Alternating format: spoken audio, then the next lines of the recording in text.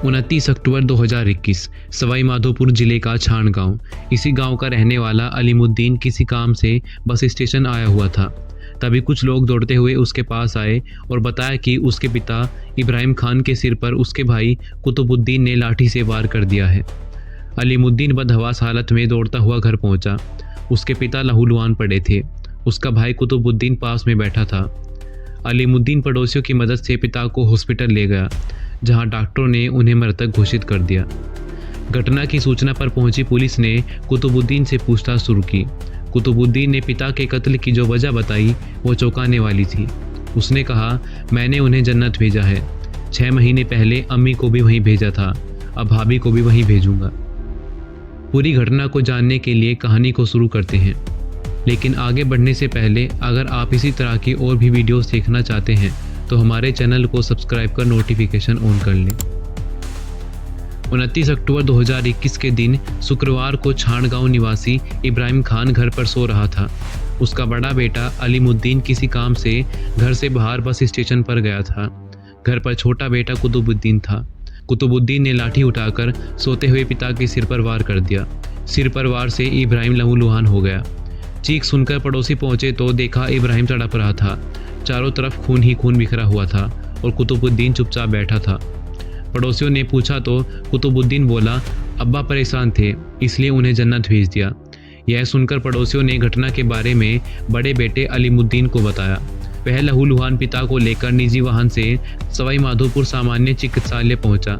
यहाँ से इब्राहिम को गंभीर हालत में जयपुर के लिए रेफर कर दिया। जयपुर पहुंचते पहुंचते इब्राहिम ने रास्ते में दम तोड़ दिया। खंडर पुलिस ने कुतुबुद्दीन को गिरफ्तार कर लिया।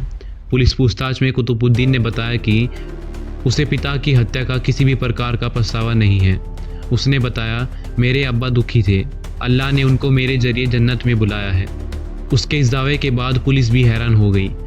मामले में हर एंगल से इन्वेस्टिगेशन शुरू की। पड़ताल में ये भी सामने आया कि कुतुबुद्दीन को किसी भी प्रकार का कोई मनोरोग नहीं था।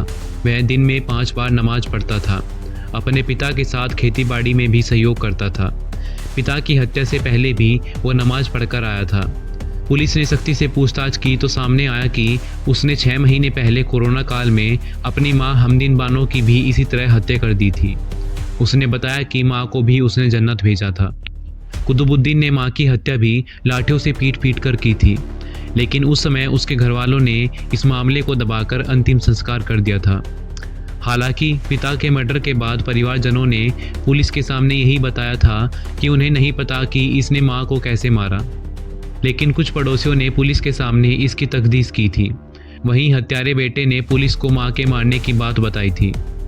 कुतुबुद्दीन ने पुलिस को दिए बयानों में बताया कि उसके माँ बाप परेशान थे, उनको जन्नत से अल्लाह का बुलावा आया था, इसलिए मैंने उन्हें अल्लाह के पास जन्नत में भेज दिया। अब जन्नत में जाने की बारी मेरी भाभी की है।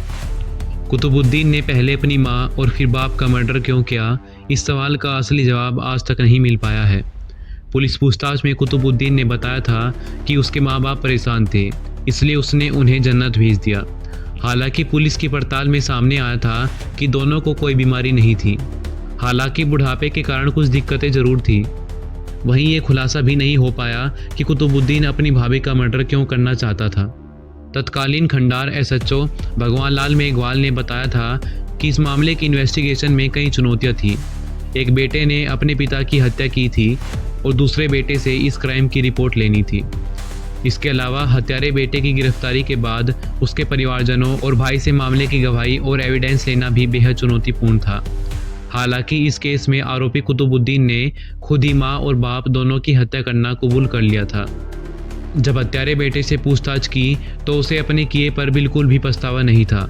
उल्टा वो सब कुछ ऐसे बता रहा था कि जैसे उसने कोई नेक काम किया है। तत्कालीन खंडार SHO भगवान लाल मेघवाल ने बताया कि इस मामले में जिला एवं सत्र न्यायालय सवाई माधोपुर ने हाल में 12 जनवरी 2024 को पिता की हत्या के दोषी पुत्र कुतुबुद्दीन को आजीवन कारावास की सजा सुनाई थी। वहीं 10,000 रुपये का जुर्माना भी लगाया है। इस कहानी में हमने आपको बताया कैसे कुतुबुद्दीन ने अपनी माता और फिर अपने पिता का मर्डर कर दिया। हालांकि मर्डर की असली वजह अब तक भी सामने नहीं आ पाई है। आपकी इस मुद्दे पर क्या राय है कमेंट बॉक्स में ज़रूर बताएं और ऐसे ही और वीडियोस के लिए चैनल को सब्सक्राइब करें।